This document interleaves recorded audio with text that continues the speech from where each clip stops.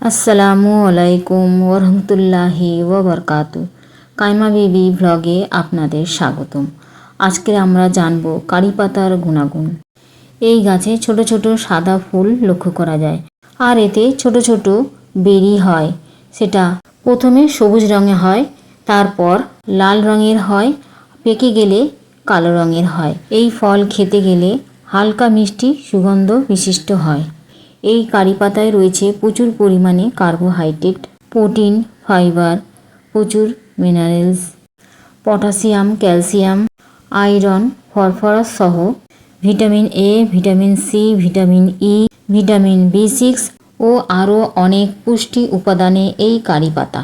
এই কারি পাতা বিভিন্ন রান্নায় ব্যবহার হয়ে থাকে।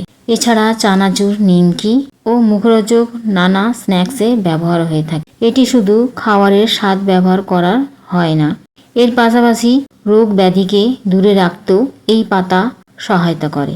এই কারি পাতায় রয়েছে আয়রন, ফলিক অ্যাসিড উপাদান, যা রক্তে লোহিত কণিকায় বৃদ্ধিতে সহায়তা করে। একই সাথে অনেক খনিজ ও উপাদান ভিটামিন রয়েছে। তাই অ্যানিমিয়া হলে নিয়ম করে কারি পাতা যোগ করলে এই সমস্যা থেকে মুক্তি পাওয়া যাবে। কারি পাতায় রয়েছে প্রচুর অ্যান্টিব্যাকটেরিয়া।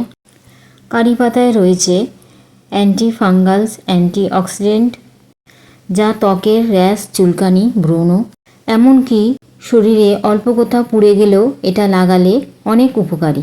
সেক্ষেত্রে কারি পাতা বেটে এর রস ব্যবহার করা যেতে পারে।